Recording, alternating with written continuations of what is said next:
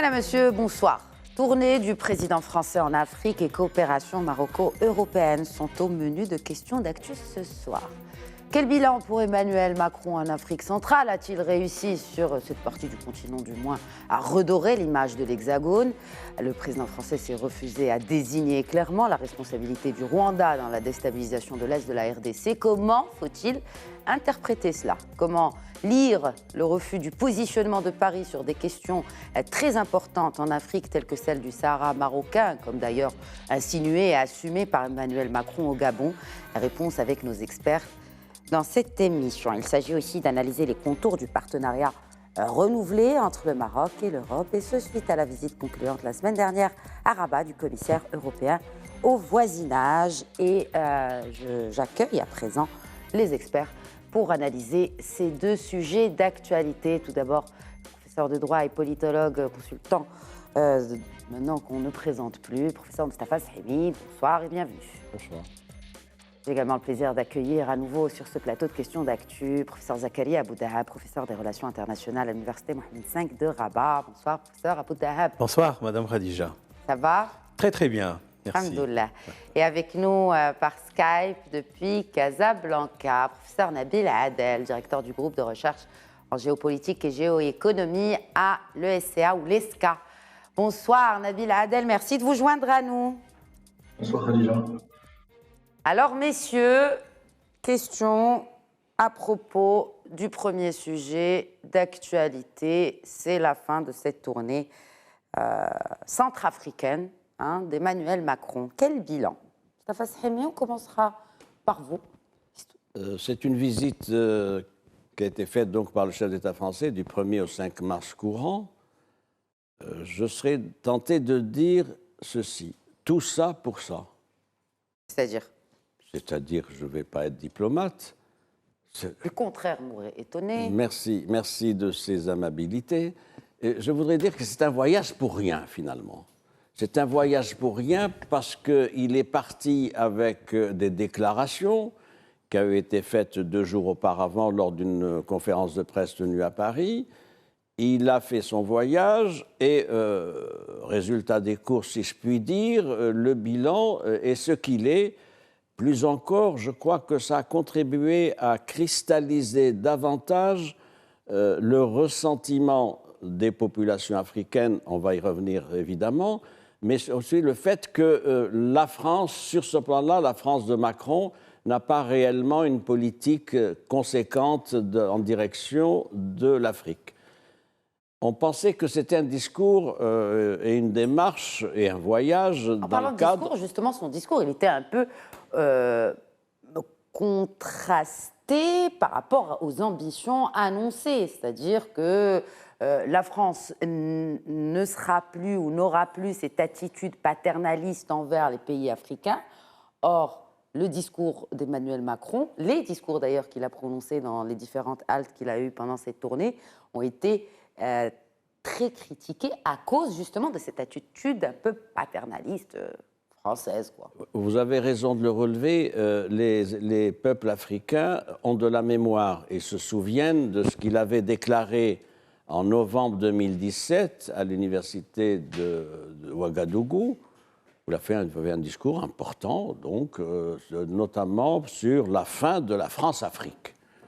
Il avait paru montrer à cette occasion-là du déterminisme, la volonté de changement, peut-être même de rupture avec une certaine politique traditionnelle de la France.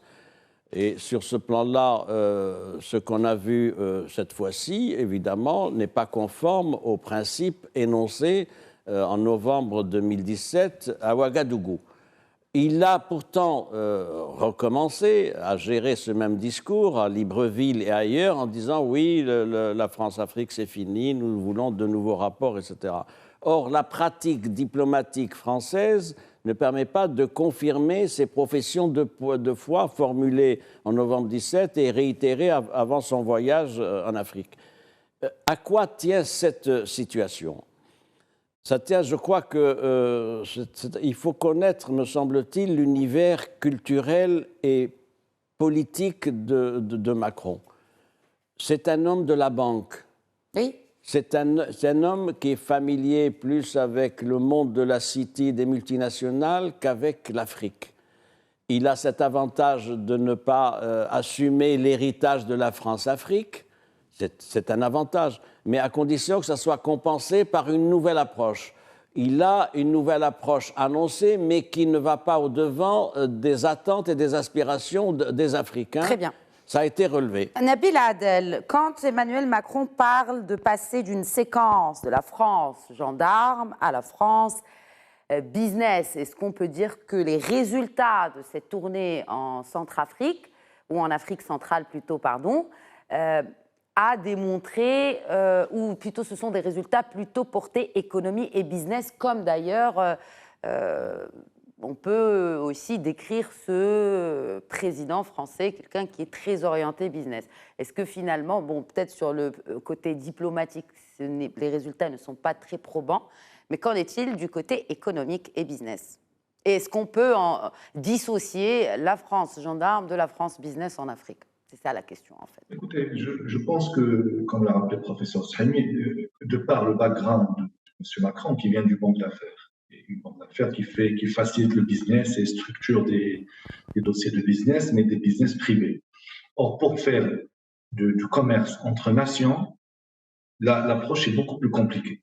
Parce qu'il faut qu'il y ait une base de confiance, un historique apuré, et puis des relations qui dépassent le simple cadre des échanges financiers formels. Donc, il faut tout un cadre à mettre en place pour pouvoir faciliter ces échanges. Bon, maintenant, par le passé, on forçait les pays à s'engager dans ces échanges à travers la colonisation, l'invasion, d'autres mécanismes. Aujourd'hui, c'est de plus en plus complexe. Et donc, les pays qui font du commerce doivent le faire sur une base stable. Or, même si le président Macron n'assume pas le lourd héritage de la France-Afrique, mais en tant que président français, comme le disait à juste titre le général de Gaulle, j'assume de Colombie jusqu'à maintenant. C'est-à-dire que lui, il incarne la France. Il n'est pas la France, mais il incarne la France. Et à ce titre-là, il doit assumer son passif. Et aujourd'hui, quand on voit la conférence de presse, c'est une conférence qui parle que du passif. C'est une conférence de presse qu'on n'aurait pas pu voir si c'était un dirigeant chinois, par exemple, qui était aux côtés du président Tshisekedi. Donc la France passe beaucoup de temps à défendre des situations de passé plutôt qu'à faire du business. Maintenant, pour faire du business, effectivement, il faut avoir une économie puissante, ce que la France a, mais la France est déclassée d'un point de vue économique. Quand le rouleau compresseur américain ou chinois arrive, la France devient un pays d'une taille relativement modeste par rapport à ses ambitions de ces grands pays. Or, la France a vécu sur un héritage qu'elle n'a pas su développer parce qu'elle a voulu maintenir cette France-Afrique, que dans cette France-Afrique, il y ait un précaré qui est réservé à la France. Or, alors justement, Nabil Adel, c'est intéressant parce que justement, lors de cette même conférence de presse, Emmanuel Macron a déclaré, je cite, « Nous avons notre place à jouer, donc en Afrique, ni plus ni moins ». Finalement, en fait, c'est beaucoup plus moins que plus. Pour une raison très simple, c'est qu'aujourd'hui, l'Afrique est le terrain de bataille des grandes puissances au XXIe siècle. Donc, on l'a vu avec la crise de 2008, et maintenant, ça se confirme davantage. Donc, toutes les grandes puissances ont des ambitions en Afrique. Et la France n'a plus autant de cartes à faire valoir dans cette guerre. Et mieux encore, les cartes qu'elle avait, elle est en train de les dilapider. Quand la France avait une position très confortable au lendemain des indépendances, au lieu d'aller vers un grand plan Marshall pour l'Afrique et de développer cette Afrique qu'elle avait colonisée et en faire un terrain de respiration économique naturelle pour ses entreprises, pour son économie, elle en a fait des pays dans un état de vassalité plus ou moins avancé sur le cas, avec un franc CFA qui ligote l'indépendance économique de ces pays. Aujourd'hui, non seulement elle perd sa présence en Afrique, mais même si elle devait maintenir cette présence, elle va la maintenir sur des États qui ne sont pas aussi puissants que, par exemple, ce qu'a fait la Grande-Bretagne avec ses anciennes colonies. La Grande-Bretagne, je peux compter sur un grand pays comme l'Inde, un grand pays comme le Canada, n'oublions pas que les États-Unis étaient une union colonie française, l'Australie aussi. Donc, elle a permis à ses anciennes colonies de se développer. Aujourd'hui, ça lui donne un espace de respiration naturelle. Or, la France n'a pas adopté la même politique. Aujourd'hui, quand bien même elle rétablirait ses relations avec les pays d'Afrique, ce qui est loin d'être acquis, et n'aurait pas des pays d'une taille économique suffisante pour sortir son économie de la léthargie. Et c'est ça la grande myopie de la géostratégie française, c'est qu'elle n'a pas réussi à faire de ces anciennes colonies des espaces de co-développement mutuel et les a maintenus dans un état de dépendance qui est aujourd'hui en train de bouger de mourir. Ok, alors, très bien. Professeur Abou Dahab, donc là, clairement, la France, et chiffre à l'appui, perd des parts de marché en ce qui concerne son positionnement. Ben voilà, justement, ça me mène vers ma question. Son positionnement en Afrique, ses parts de marché ont été réduites à 4% sur l'ensemble du continent africain, tandis que la Chine, elle est à 18%. Ça, c'est clair et c'est prouvé avec des chiffres. Qu'en est-il du rôle aujourd'hui que peut jouer la France dans des crises qui minent le continent? Il y a bien sûr cette crise entre la RDC et le Rwanda. Le président français est resté très distant et puis voilà, pas clair en fait. Pareil pour la question, enfin, les deux crises ne sont pas semblables, ne sont pas comparables, mais encore une fois, à demi-mot, le président français ne veut pas se positionner. Pourquoi ce choix alors que il n'y a pas, c'est-à-dire que, d'autant plus que pour le Maroc, par exemple, hein, on ne peut pas envisager de faire du business ou de faire des partenariats économiques si la question, ou c'est une question centrale, n'est pas claire, ou le positionnement du partenaire n'est pas clair sur cette position centrale. Pourquoi la France est autant indécise, voilà, merci. C'est cela. Bon, il y a plusieurs façons de voir les choses et de les approcher, mais d'abord, M. Macron incarne un système. C'est une France, on va dire, en renaissance, telle que souhaitée, parce qu'il est venu en 2017, à un moment crucial de son évolution. Il fallait un peu remeubler un peu, on va dire, l'espace public, l'édifice de l'État et ainsi de suite. Il avait aussi des ambitions par rapport à des problématiques qui le taraudaient, on va dire, des questions mémorielles. Et on a assisté à cela avec l'Algérie et même au niveau du Cameroun, puisque j'ai écouté son discours qu'il a tenu juste avant ce dernier périple qui a concerné 4 pays de l'Afrique centrale. Donc c'est un système. Il ne s'agit pas, à mon sens, uniquement de M. Macron, qui a son style. Le style, c'est l'homme, mais il n'y a de style que dans l'ordre et le mouvement. Ça, on le sait. Bon, parfois, il y a quelques phrases qui échappent. Je ne sais pas, je ne voudrais pas les qualifier de façon subjective et je le ferai un peu politiquement correct, mais je retiens également de ce clash avec M. Tshisekedi, le président de la RDC, quand il lui a rappelé qu'en fait, c'était Darmanin, ou plutôt le Drian. Le Drian, voilà. C'est pas juste de l'intérieur. Les noms se ressemblent. Des élections à l'africaine. Il a répliqué, moi, de façon très courageuse, et c'est un signe, en fait, de changement de paradigme. Les pays du Sud, aujourd'hui, voudraient une relation d'égal à égal. Alors, je passe à un second niveau de l'analyse, la relation France-Afrique de façon générale, parce qu'il y a des Afriques, oui, mais au moins l'Afrique francophone, très complexe. Il y a un legs de l'histoire à apurer, un passé qui est toujours là, par rapport à beaucoup de pays.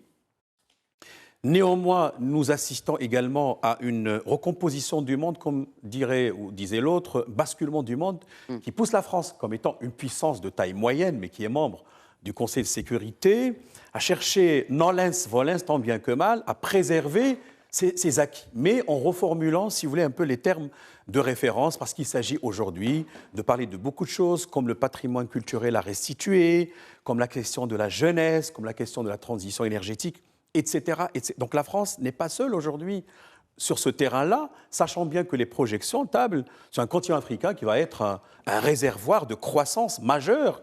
Et la France voudrait préserver, tant bien que mal, on va dire, sa place, même si elle a été écornée, émoussée depuis quelques années. Et cela tient à des conjonctures qui sont différentes. Parce que vous le savez, quand on parle de la Chine n'avance pas à la question des droits de l'homme ou la bonne gouvernance. Ou les Russes. Bon, les Américains ont leur approche à travers l'AGOA, on le sait, mais la France reste quand même collée, ancrée dans une vision européenne, une vision de la France, de la Révolution française, etc. Grosso modo, pour résumer, ce qu'on peut dire aujourd'hui, qu'il y a une jeunesse africaine qui est aussi attirée par la France et par l'Europe, il ne faut pas l'oublier. Donc une masse, si vous voulez, de la population qui, pour elle, la France constituerait toujours une sorte de modèle. Néanmoins, maintenant, il s'agit de jouer sur des claviers de façon très délicate. Et je sais que, de façon générale, la France profonde tente tant bien que mal de se repositionner sur l'échiquier africain qui devient de plus en plus mobile et surtout, ce sentiment anti-français, il résiste. Il y a des poches de résistance de ce sentiment anti-français. Oui, vous avez raison. C'est un repositionnement qui est quand même difficile et laborieux. Pourquoi ? Vous avez relevé la contraction des échanges commerciaux de la France avec l'Afrique, 4-5%. C'était 15% il y a 10 ans. C'était 25% il y a 20 ans. C'est bien de rappeler, oui, il faut le rappeler. Le comparatif avec le passé. Oui, la Chine, vous avez cité la Chine à bon droit, 18%. 18% des échanges de l'Afrique se font avec la Chine, sans parler de la Russie, sans parler de la Turquie, sans parler de l'Allemagne. L'Allemagne a surclassé la France pour ce qui est des échanges commerciaux. C'est quand même important à relever. La difficulté qui se présente, me semble-t-il, pour le président Macron, c'est de faire un choix cohérent entre les affaires, le business et en même temps une stratégie d'influence liée à un héritage, liée à un certain nombre de valeurs. Sur le plan des échanges, ça donne des résultats médiocres, on l'a vu. Sur le plan des valeurs et du référentiel idéologique et politique, c'est aussi problématique. Pourquoi ? Parce que la France a un discours, des postures sur la démocratie, les droits de l'homme, la situation de la justice, etc. Mais en même temps, dans sa pratique diplomatique, elle s'accommode à un certain nombre de situations qui ne confirment pas ses principes. On n'a pas beaucoup entendu la France pour ce qui est d'un certain nombre de mandats présidentiels renouvelés, triplés, à vie, etc. Je ne veux pas les citer, tout le monde le sait, etc. Et donc, c'est ça qui finalement pose problème. D'où cette visite à la limite en catimini à Brazzaville. Oui, à Brazza, mais venant après une visite dans des pays où la question démocratique reste posée. Elle reste posée chez Ali Bongo, c'est connu, c'est chez Denis Sassou Nguesso en République démocratique, et vous avez fait référence au Congo-Kinshasa, où il n'est pas venu pour prôner des valeurs, il est venu pour essayer de formuler un souhait de modération et d'équidistance, si je puis dire, entre Kigali, le président Kagame, le Rwanda, et le président Tshisekedi et Kinshasa. Peine perdue, pourquoi ? Parce qu'il y a un passif. Le passif, c'est quoi ? C'est le contentieux majeur qu'il y a entre le Rwanda, le président donc Paul Kagame, et le Congo. C'est lié à une zone territoriale qui est au nord-est du Congo, la zone nord Kivu, qui est occupée par ce qu'on appelle le mouvement le M23. Le M23, ce sont des éléments d'une tribu qui ont des rattachements au Rwanda, qui font l'objet donc d'une mobilisation séparatiste, il faut bien le dire. J'ajoute qu'il y a une connexion majeure entre Paris et Kigali, le Rwanda, du fait de tous les efforts qui ont été faits par le président français en particulier, ça a été tenté par Hollande, ça n'a pas donné de résultats, etc., pour une normalisation des rapports. Pourquoi ? Parce qu'il y a l'incrimination de la France dans les massacres de 1994. Et ça, c'est structurant dans la mémoire collective du peuple rwandais. C'est quelque chose qui est là et c'est central. Alors, les gages qui sont donnés au président Tshisekedi n'ont pas été accueillis avec beaucoup de ferveur. Bien au contraire, il y a eu une mise au point du président congolais en disant vous êtes, je traduis, vous êtes pratiquement partie prenante. Vous ne faites pas grand-chose pour normaliser la situation. Il y a bien un cessez-le-feu qui devait être appliqué le 7 mars courant, mais il ne sera pas appliqué. Et donc, c'est un élément de conflictualité, c'est un élément aussi de rejet. de rejet. Le discours du président Tshisekedi est quand même important. Regardez-nous autrement, en nous respectant, en nous considérant comme de vrais partenaires et non pas toujours avec un regard paternaliste, avec l'idée toujours de savoir ce qu'il faut pour nous. C'est une claque. On n'a jamais vu un chef d'État français accueilli, traité de cette manière-là. Comme dirait l'autre, imagine ton général de Gaulle en Afrique te traiter de cette manière-là. Pas du tout. Et donc, ça montre quoi? Ça montre bien que les ambiguïtés de la politique française, et ça montre aussi le peu de crédibilité du président français comme chef d'État français pour toutes ces gesticulations pour intéressant l'Afrique. Des mots très forts. Ah, je suis nuancé. Oui. J'ai dit le peu de crédibilité, c'est nuancé. Un temps soit peu. Bon, alors, bilan d'Emmanuel Macron, je pense qu'on a fait le tour de la question. Quid à présent du bilan de la visite du commissaire européen au voisinage à Rabat. C'était donc la semaine dernière. Il a été reçu par notre chef de la diplomatie, Nasser Bourita, qui s'est félicité de la solidité des relations entre le Maroc et l'Europe, avec bien sûr un renouvellement de ce partenariat et de ce bon voisinage entre deux partenaires historiques, le Maroc et l'Union européenne. Un commentaire tout d'abord, Nabil Adel, sur cette visite, le contexte surtout dans lequel elle intervient, et éventuellement cette révision un peu des termes dans lesquels peut-être pourrait prendre ce partenariat à l'avenir. Je pense que l'attitude du Maroc en la matière est... Laissez-moi prendre un exemple historique pour clarifier à nos téléspectateurs. Vous savez, dans les années 50, début des années 60, aux États-Unis, on avait le choix entre deux partenaires au Moyen-Orient, Israël et l'Égypte. Le département d'État penché pour Israël, le département de la Défense penché pour l'Égypte. Et puis, de quoi on s'est rendu compte? On s'est rendu compte que Israël créait des réalités qui étaient difficiles de dépasser, tandis que Nasser, c'était plus un phénomène vocal. Et donc, du coup, on a dû tourner vers Israël. Alors aujourd'hui, avec l'histoire, de quoi on se rend compte? Le Maroc fait sur le terrain. Il a beaucoup de cartes à faire jouer. Et donc, il devient incontournable. Parce qu'il crée des réalités objectives sur le terrain qu'on ne peut pas dépasser. Sur moult sujets.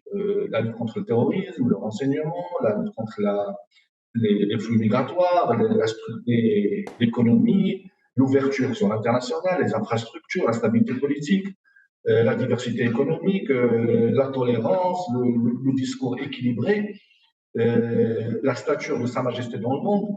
Donc, ce sont des éléments objectifs qui vous forcent à venir discuter avec le Maroc. Quelle que soit votre position sur un sujet ou un autre, mais la réalité objective que le Maroc construit sur le terrain au jour le jour vous force à discuter avec lui parce qu'il est incontournable. Et donc, on a vu ça quand le Maroc a vu la crise avec l'Espagne, que l'Algérie a tout fait pour attirer l'Espagne. Ils ont même proposé une ligne maritime directe entre Nador et Bougie, si mes souvenirs sont bons. Mais l'Espagne s'est rendu compte que les réalités objectives sur le terrain sont du côté du Maroc. Et donc, c'est la raison pour laquelle on peut avoir des chapitres de tension avec l'Union européenne, mais quand les affaires et les intérêts sont posés sur la table, quand il s'agit de faire des choix raisonnables et raisonnés, le Maroc crée sur le terrain des réalités objectives qui est très difficile de trouver ailleurs. Oui. Et donc, c'est cette voie que le Maroc doit continuer à cultiver. Et du coup, quelles que soient les tensions qui peuvent se produire à court terme, on se dit c'est un partenaire qui est incontournable. Et on finit par revenir discuter avec lui parce qu'on parle le même langage, on parle de choses structurantes. C'est un acteur dont le mot pèse, c'est un acteur respectueux du droit international, c'est un État respectable et respectueux, c'est une économie qui est diversifiée, c'est une ouverture sur le monde qui permet à plusieurs milliers d'entreprises de venir investir au Maroc et de rapatrier leurs dividendes sans aucun problème. Donc, cette réalité objective qui fait que l'Europe, à un certain moment, est forcée de revenir discuter avec le Maroc. Alors, vous avez utilisé le terme forcé à discuter avec le Maroc, forcé à... J'aimerais bien vous faire réagir, professeur Abou-Dahab, sur cette question de forcer et sur cette question du poids du Maroc, justement, dans la région. D'autant plus que notre ministre ou notre chef de la diplomatie, notre ministre des Affaires étrangères, Nasser Bourita, formait, je cite, l'espoir de voir s'inscrire dans la durée cet état d'esprit positif et cette approche pragmatique caractérisant les relations entre le Maroc et la Commission européenne, contre vents et marées. Comme vous l'avez dit, Madame Khadija, on posait la question d'abord du contexte. Il y a des dynamiques d'impulsion de ce partenariat d'exception qui ont été parfois bridés par certaines institutions. Peut-être nous y reviendrons, mais l'essentiel, c'est de garder le cap stratégique. Premièrement, il y a ce qu'on appelle la déclaration politique de juin 2019 sur le partenariat euro-marocain pour une prospérité partagée. Certes, il y a des impulseurs antécédents, vous savez, la conférence de Barcelone de 1995, il ne faut pas l'oublier. Donc il y a des instruments auparavant qui ont été mis sur les rails, entre autres opérationnalisation d'une zone de libre-échange en 2012 et au-delà, et ainsi de suite. Après la déclaration politique, en même temps qui a introduit ce qu'on appelle le concept des 4 espaces qui devait structurer désormais la relation entre l'Union européenne et ses partenaires du Sud, dont le Maroc considéré comme étant un modèle, il faut le souligner. Premièrement, il y a ce qu'on appelle le volet ou l'espace sécurité politique. Deuxièmement, il y a ce qu'on appelle l'espace économique. Troisièmement, il y a ce qu'on appelle le volet valeurs, c'est important. Le dernier, ce sont la connaissance, knowledge, et avec 2 aspects qui sont horizontaux, à savoir la protection de l'environnement et la migration. Donc il y a eu du travail qui a été mené par les institutions européennes, que ce soit la Commission européenne, que ce soit le Conseil de l'Union européenne et tous les comités qui se sont penchés sur cette question, dont le Conseil d'association Maroc-Union européenne, d'ailleurs, qui avait tenu une réunion très importante, c'était en juin 2019. Que s'est-il passé en février 2021 ? En fait, pour fêter plusieurs années, plus de 20 ans, du lancement du processus de Barcelone, il était question d'implémenter, de sortir ce qu'on appelle le nouvel instrument ou le nouvel agenda de la Méditerranée qui comprend plusieurs volets. Vous avez ce qu'on appelle les volets horizontaux, il y a les volets qui sont verticaux. Exactement, le Maroc y a adhéré d'ailleurs, on s'en souvient, la visite de M. José Borrell. Est-ce que c'est la même dynamique de la visite que la visite entre la visite de José Borrell et la visite de M. Varelli la semaine dernière? C'est la même fonctionnalité, vous savez, parce que d'abord... Même fonctionnalité, est-ce que c'est le même ton? Je vais vous dire une chose. Et même dynamique entre les... Il y a des mandats qui commandent l'action de ces hauts fonctionnaires de l'Union européenne. Il y a, si vous voulez, une feuille de route qui est bien tracée, parce qu'il y a la reddition des comptes. Il faut donc, à ce moment-là, se conformer à ce qui a été déjà convenu de part et d'autre. Le Maroc y a adhéré, et un travail a été fourni, certainement, un travail de fourmi par le Maroc pour justement anticiper ces évolutions. C'est vrai qu'il y avait la séquence de la Covid-19 pratiquement 1 année et demie où tout était en panne, etc. Mais aujourd'hui, on assiste à une redynamisation remarquable. Le partenariat vert, le Maroc est le premier pays en dehors de l'Union européenne, en octobre 2022, à avoir contracté un partenariat vert, mais qui va servir aussi de modèle, non seulement pour le Maroc, mais pour les autres pays. D'ailleurs, on parle de la diplomatie de pont, le Maroc as bridge between Europe and Africa. Donc, ce qui fait qu'il peut également marketer l'expérience et par ailleurs jouer ce rôle de locomotive. Déjà, Madame Khadija, on peut imaginer les combinaisons intelligentes. Donc moi, je crois que ce qui s'est arrivé aujourd'hui, ce sont les concrétisations budgétaires et financières, ce qui a été déjà annoncé et convenu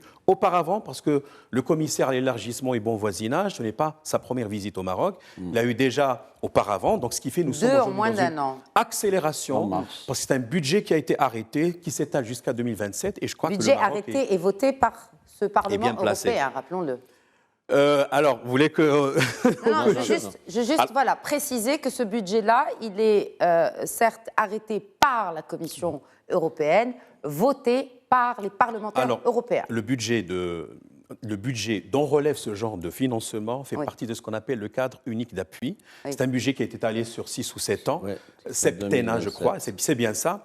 Et donc, parce que même dans la politique publique, vous savez, ou les politiques comme sous-compartiment de la science politique, c'est vrai qu'il y a des éléments de conjoncture, mais généralement, ce sont des stratégies qui vont au-delà de la députation. Donc, ce n'est pas 5 ans qui vont brider une vision stratégique qui s'étale sur 40 ans, 50 ans. Donc ça ne dépend pas du Parlement européen. Ce qui fait que, moi je crois que pour résumer, je vais utiliser une expression populaire, c'était une tempête dans une tasse de café, mais qu'il fallait quand même prendre en considération pour anticiper d'éventuelles évolutions. Stafa Sahmi, je vous vois vouloir réagir. Oui. Je n'ai pas besoin de vous poser la question que je voulais vous poser, mais je vous fais réagir et puis Oui, voilà, je voulais plus tard. rebondir sur ce qu'a dit notre collègue de Casablanca, Nabil Adel, et ce qu'a dit également mon collègue ici, c'est Zakaria Aboudahab.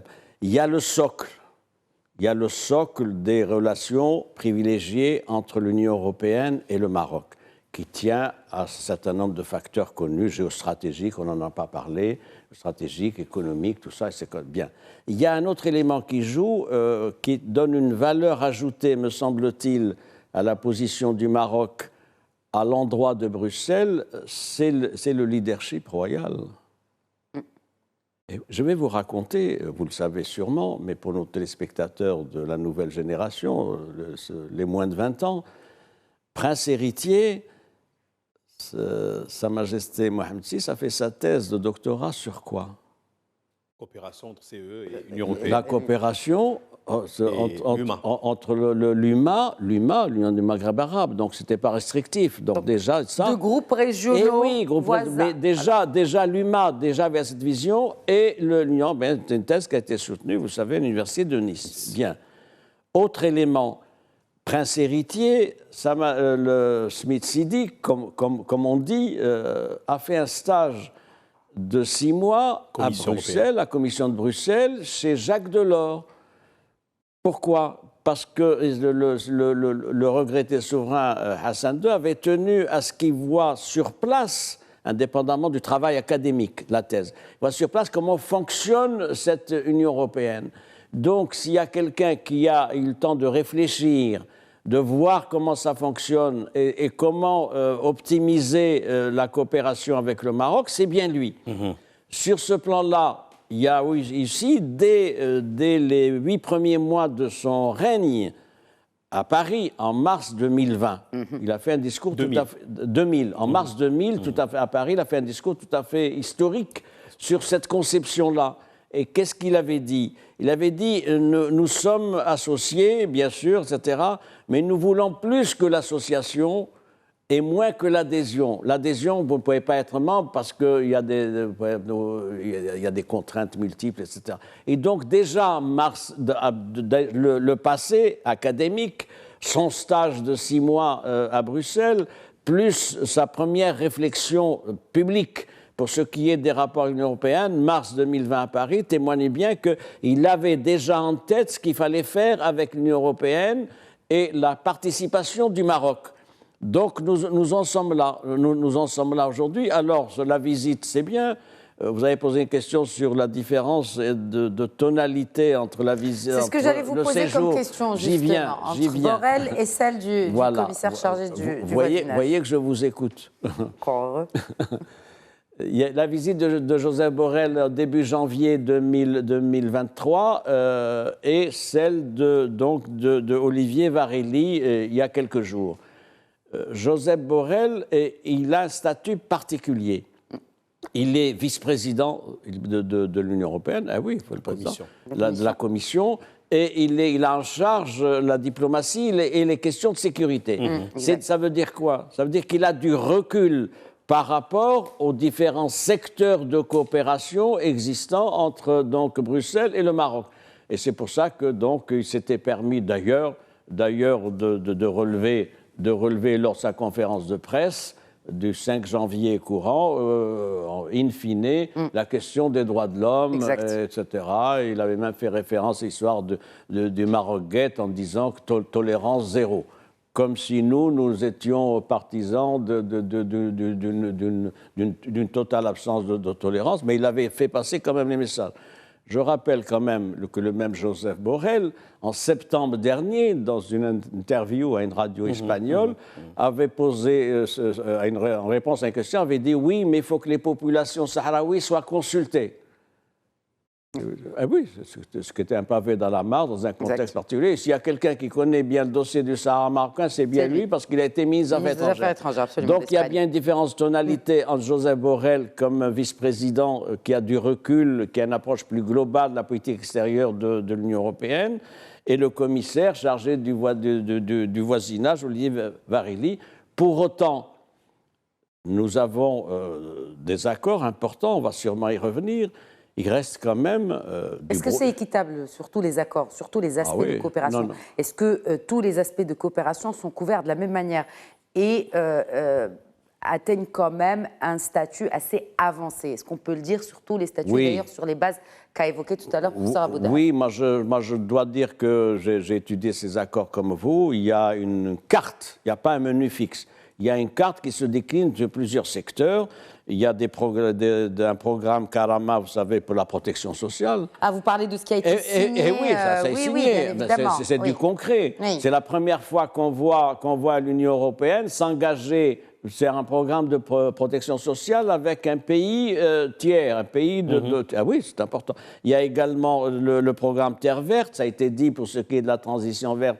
Et sur ce plan-là, nous sommes en première ligne, pionniers, puisque c'est le premier accord signé entre l'Union européenne et le Maroc pour ce qui est donc de l'hydrogène vert.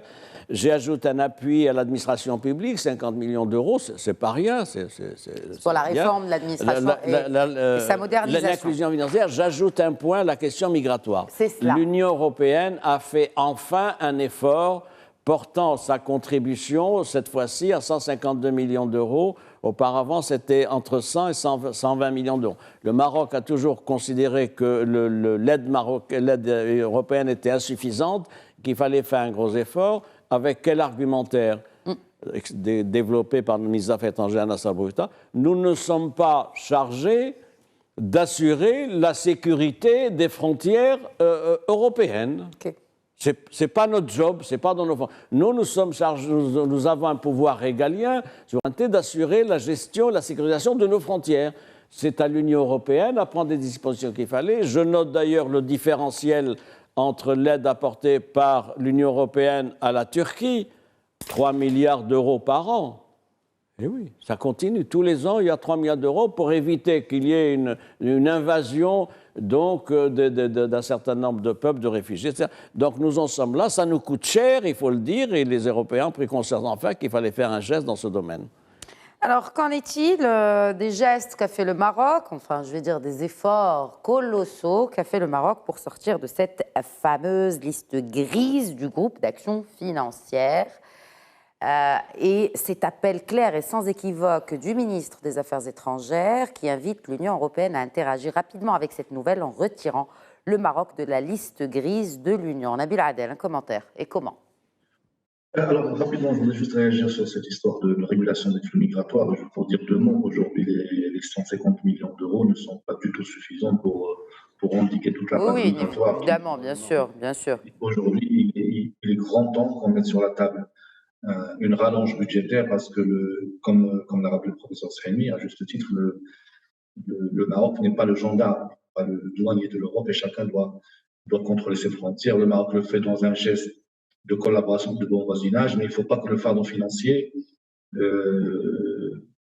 qu'il supporte ce fardeau financier, d'autant plus que nous sommes un pays dont les ambitions de développement nécessitent une orientation des flux financiers vers les secteurs prioritaires.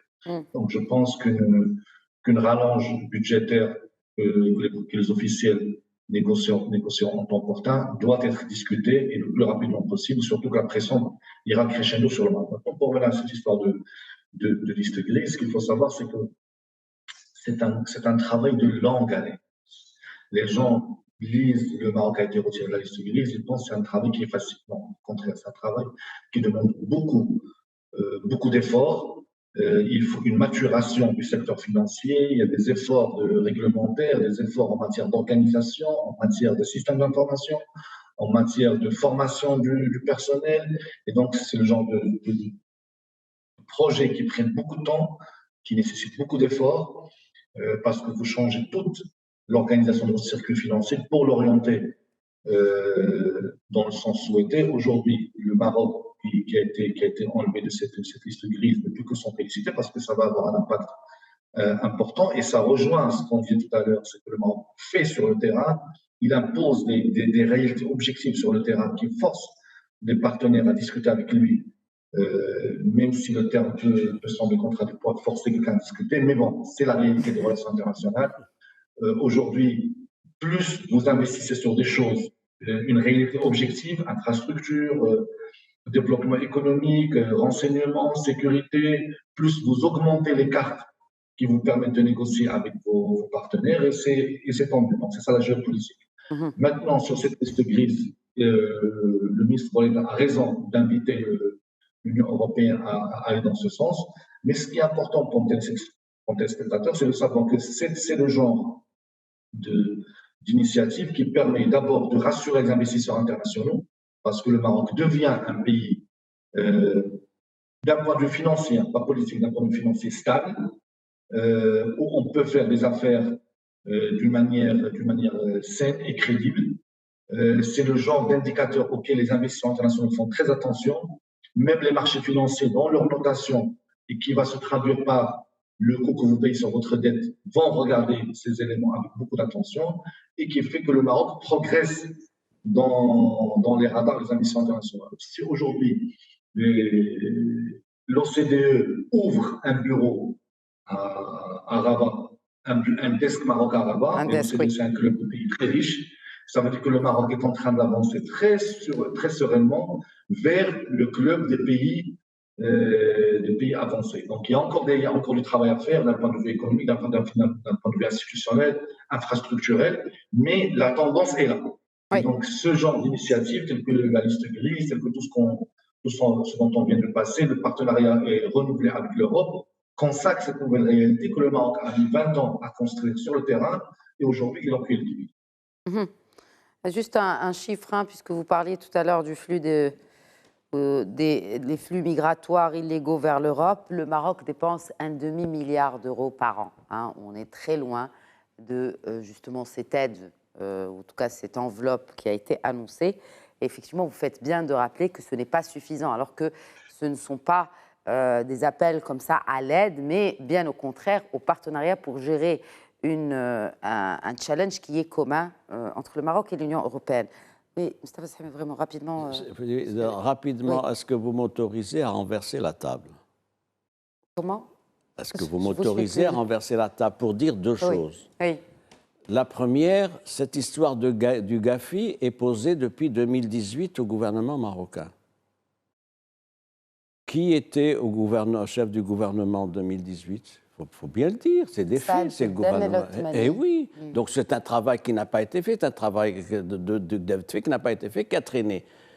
C'est une bonne affaire que cette sortie de la liste grise du Gafi, il faut le relever. Par ailleurs, deuxième élément, ce Gafi qui est si prompt à imposer des règles aux autres, etc., comme j'aimerais qu'il accorde autant d'intérêt à des pays qui devraient relever normalement de la liste noire. Luxembourg, Chypre, Liechtenstein, Andorre, les îles les îles anglo-normandes de Guernesey, sans parler de tout ce qui est fait comme blanchiment d'argent par les grands groupes du CAC 40 et ailleurs dans les paradis fiscaux, aux îles Caïmans, les Bahamas, etc. Donc il y a là un différentiel de traitement. Ils sont extrêmement exigeants et rigoureux à notre endroit. Et bon, ça va au-delà de ce qu'on veut faire et ça nous donne un atout parce que c'est un élément qui est pris en compte pour le risque pays, pour le climat d'investissement, etc. Mais c'est pour ça qu'il faut lancer le pavé de l'autre côté en disant pourquoi vous êtes si peu regardant pour ce qui se passe dans des pays européens qui sont membres de l'OCDE. Voilà pourquoi je voulais renverser intervenir. La table. Bon, alors, on parle ici aussi d'un partenariat tripartite Maroc, UE, Israël. Sous quelle forme devrait prendre ce partenariat à l'avenir, Zakaria Boudahab?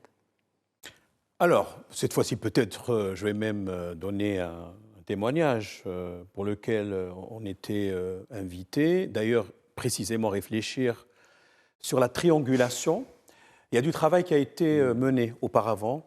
Vous savez, à partir de décembre 2020, avec cette fameuse déclaration tripartite, supervisée notamment par les États-Unis, le Maroc a multiplié donc les initiatives avec Israël, dans le sens où il fallait donner du contenu à ce partenariat. Mais n'oublions pas une chose importante. Israël fait partie également du processus de Barcelone, comme d'ailleurs la Libye, la Mauritanie, l'Algérie. Bon, quoique la Mauritanie appartient plus aux États dits ACP, Afrique, Caraïbes, Pacifique, d'accord. Quand on parle du partenariat euro-méditerranéen, on parle également du partenariat oriental, qui inclut la Moldavie, l'Arménie, l'Azerbaïdjan, etc., avec plus d'avantages en termes de mobilité. Parlant d'Israël, il fait partie du partenariat euro-méditerranéen. Donc la multiplication, on va dire, des initiatives dans ce cadre-là est tout à fait possible.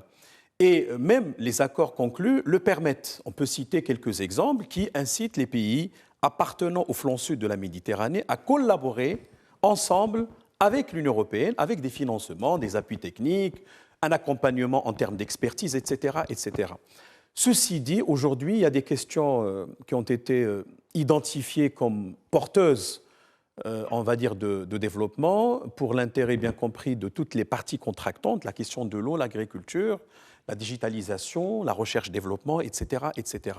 Et je crois que durant cette visite, la dernière visite du commissaire européen à l'élargissement et au voisinage, eh bien, il était question d'activer cette triangulation dans le sens où l'Union européenne a identifié deux pays pivots appartenant à la région MENA, Middle East and North Africa, et qui permettent probablement de jouer également le rôle de locomotive pour attirer d'autres pays et les intégrer dans une problématique d'intégration, on va dire gagnant-gagnant pour reprendre un peu une terminologie moderne. Donc, ce qui fait que lorsque l'Union européenne traite de ces questions-là en parfaite coordination avec le Royaume du Maroc, c'est sur la base d'un capital qui a été engrangé rapidement et qui fait qu'aujourd'hui, au-delà de la coopération économique et sectorielle, le plus important, c'est de contribuer à construire la paix au Moyen-Orient. Vous savez, le processus de Barcelone, le point de départ, c'était quoi? Le dialogue politique renforcé, c'est intégrer, entre autres, Israël dans la normalité et permettre aussi à des pays d'abandonner, on va dire, des instincts d'agressivité. D'ailleurs, la Syrie est aujourd'hui suspendue de ce partenariat en raison de ce qui s'est passé depuis 2011 jusqu'à aujourd'hui. Donc, ce qu'il faut, c'est imaginer une sorte d'articulation d'initiatives. Il y a la triangulation, mais il y a également d'autres possibilités offertes par ce partenariat. Rapidement, avec un élément d'agenda qui peut-être est intéressant. Voici une quinzaine de jours, lors du sommet de l'UA d'Addis Abeba, il y a eu donc une mesure d'exclusion de la représentante israélienne. Et vous savez qu'Israël a un statut d'observateur au sein de l'UA, dans des conditions... Qui n'a pas été confirmé selon... Mais pour l'heure, elle est dans les tablettes. De l'Union africaine. C'était en instance. Mais sur le plan protocolaire, elle est inscrite. Et d'ailleurs, l'argument invoqué par les organisateurs d'Addis Abeba, l'initiative d'Algérie et d'Afrique du Sud, c'est de dire que c'était l'ambassadeur qui était invité et pas la directrice du département Afrique. Oui, bon. C'est sur ce plan-là, parce que l'ambassadeur présent n'aurait pas pu être exclu de ça. Ce qui est intéressant, c'est qu'il y a cette mesure d'exclusion, et une vingtaine de jours après, voilà le Maroc qui revient avec une proposition constructive d'un schéma de triangulation entre l'Union européenne et le Maroc et Israël. Je puis vous dire que cette question n'a pas été arrêtée dans la précipitation. Elle fait l'objet d'une réflexion depuis des mois et des mois. C'est une valeur ajoutée pour Israël. Pour qui? Voilà. Pour Israël, parce que ça lui permet de s'introduire dans le champ commercial, économique, régional et en même temps politique. C'est également un plus pour le Maroc, parce que le Maroc, il apporte quelque chose à ce processus-là qui est en train de se construire entre les deux rives de la Méditerranée, vous l'avez dit, mais aussi entre l'Union européenne et le Maghreb. Pour l'instant, il est ce qu'il est, le Maghreb, le Maroc et l'Afrique. Et donc, c'est quelque chose qui est en train de se faire. Et je pense que ça aura des effets cumulatifs et pour Israël en termes diplomatiques et économiques, et pour l'Union européenne, parce que ça va l'aider à normaliser la place et le rôle d'Israël dans l'espace méditerranéen régional. Et c'est également l'expression d'un dynamisme et d'une capacité de mobilisation du Maroc sur ce plan-là, qui a une feuille de route, c'est-à-dire un partenariat avec tout le monde, et un partenariat renforcé avec l'Union européenne et en même temps avec l'État d'Israël. Merci beaucoup, Mustapha Srimi. Merci, professeur Boudaheb. Et merci à vous également, Nabil Adel. Merci. Avec plaisir. D'avoir enrichi ce débat comme c'est une habitude d'ailleurs avec vous tous, messieurs. Et merci à vous pour votre fidélité à Question d'Actu. Très bonne soirée à tous.